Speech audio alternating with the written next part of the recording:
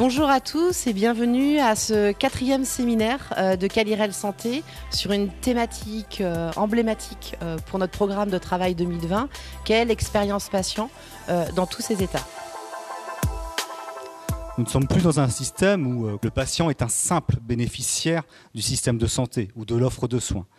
Il est maintenant plutôt à considérer comme une personne à part entière, qui a sa personnalité, qui a son vécu, qui a son expérience, qui a ses préoccupations, qui a ses attentes.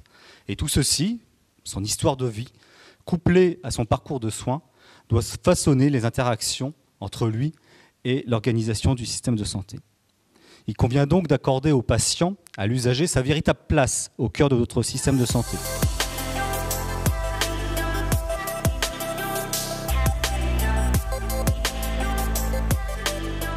Parler d'expérience patient, et c'est un des propos de mon exposé, on peut donner le sentiment d'enfoncer des portes ouvertes. Mais on verra aussi évidemment que ce n'est pas si simple et que dès qu'il s'agit de mettre en pratique cette prise en compte de l'expérience patient, on se heurte à des difficultés, on se heurte à des obstacles organisationnels, institutionnels et tout l'enjeu de ce qui se passe aujourd'hui dans notre système de santé, c'est justement de trouver des clés pour surmonter ces difficultés. Il y a une différence de perspective entre patients et usagers. Alors c'est une évidence là encore de le dire, mais c'est la responsabilité aussi des professionnels de comprendre cette différence de perspective et d'anticiper ses répercussions chez le patient.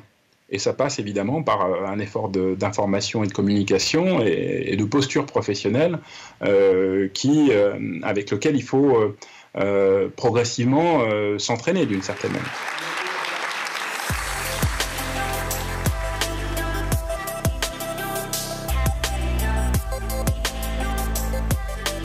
D'ici 2030, on estime qu'une personne sur deux sera atteinte d'un cancer au cours de sa vie.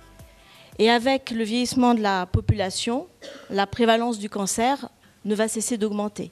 En fait, il y a 2 ans, quand on a travaillé sur l'élaboration de notre projet d'établissement, on a regardé au niveau du contexte international et national. Et l'analyse qu'on en a fait, c'est que du fait du vieillissement de la population, la prévalence du cancer augmente. On estime même que d'ici 2030, à peu près une personne sur 2 sera atteinte de cancer au cours de sa vie. Et parallèlement, les pressions budgétaires dans le domaine de la maîtrise des dépenses de santé ne cessent d'augmenter. Donc il va falloir à un moment donné résoudre l'équation de soigner plus de patients, mieux et à moindre coût.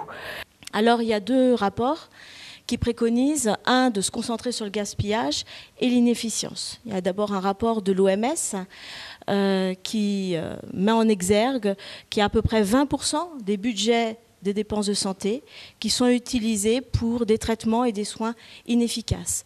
Donc face à ce constat, on s'est dit assez rapidement que la mesure de la valeur des soins était un enjeu fondamental pour l'ICO parce que c'était un outil qui permettait d'être un vrai levier d'amélioration des pratiques cliniques et que c'était fondamental aussi pour les patients de pouvoir leur donner des informations sur les performances de l'hôpital afin qu'ils puissent choisir leur établissement de manière beaucoup plus éclairée qu'avec les informations dont ils disposent aujourd'hui.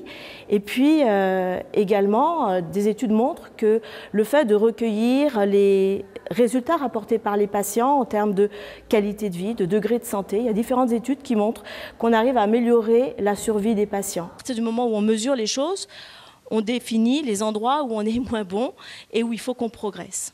L'expérimentation qu'on a menée concerne actuellement la prise en charge du cancer du sein. Donc on a une soixantaine de scénologues. Ils ont assez rapidement adhéré à la démarche parce que on ne peut pas être à l'encontre de l'amélioration des pratiques.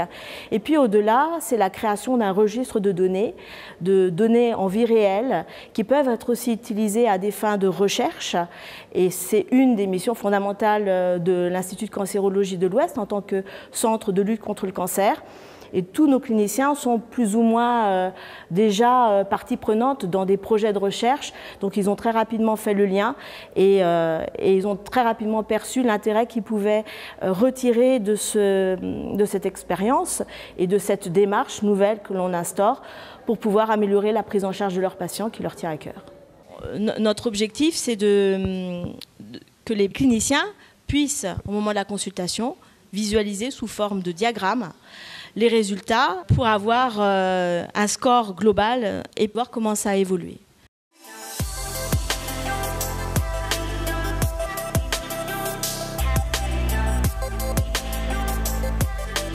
On vous propose de continuer la réflexion parce qu'on va le voir, l'expérience patient, c'est un peu sous toutes les formes. Nous allons accueillir Madame Lefebvre qui va nous partager son expérience sous forme de témoignage sur un projet qu'elle a mobilisé, notamment sur un jeu que vous avez peut-être découvert sur le stand qui s'appelle le jeu O, évalué avec les usagers. Qu'est-ce qui nous a amené, nous, à recueillir l'avis de nos usagers? Donc l'ADAPI a procédé à l'évaluation interne de l'ensemble de ces établissements de novembre 2017 à juin 2018. Donc le choix a été fait par le biais d'un référentiel proposé par Arsène, qui est un référentiel qualité qui nous permet de nous accompagner dans la démarche d'évaluation interne. Donc c'était l'idée de décrire ce que l'on faisait, comment on le faisait et pourquoi on le faisait de cette manière. Alors au sein de notre établissement, nous avons mené une démarche d'évaluation interne avec le logiciel Arsène en 2018 et du coup Calirel Santé nous a diffusé le jeu O en février 2019, ce qui a vraiment permis du coup de venir conforter en tout cas nos résultats au niveau de notre évaluation interne et de pouvoir l'alimenter en fait au niveau de notre plan d'amélioration de la qualité. C'est un jeu qui a attiré beaucoup la curiosité de nos résidents.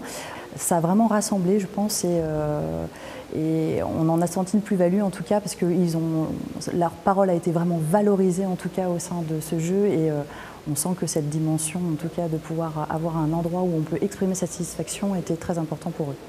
L'utilisation de ce jeu est vraiment venue conforter, nous, l'évaluation interne que nous avions pu mener. On a pu croiser, du coup, la synthèse, l'analyse des différentes parties jouées avec ce qu'on avait pu déjà recenser à l'époque avec notre propre questionnaire de satisfaction. Donc ça n'a fait que conforter, en tout cas, nos pistes d'amélioration et l'élaboration de notre plan d'amélioration de la qualité.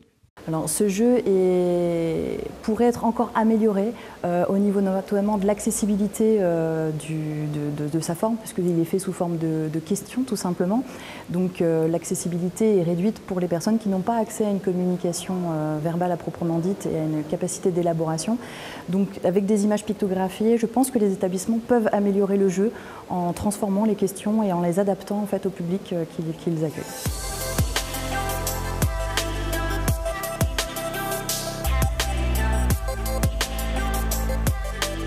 Très souvent, par exemple, l'usager vivait l'angoisse lors d'une consultation ou lors d'une hospitalisation.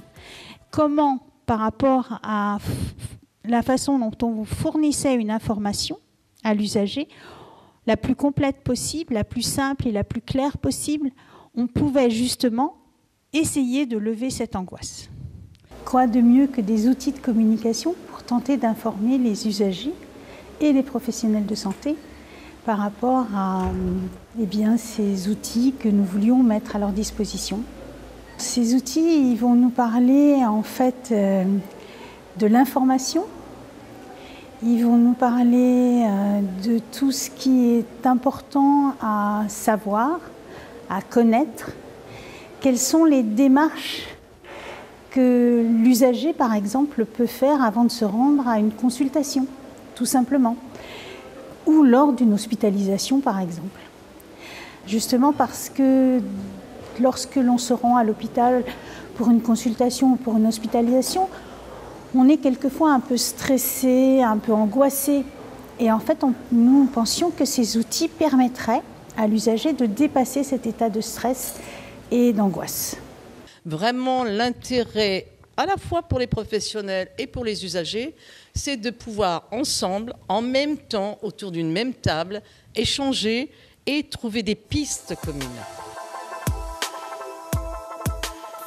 Donc nous, on souhaite vraiment continuer de poursuivre la réflexion.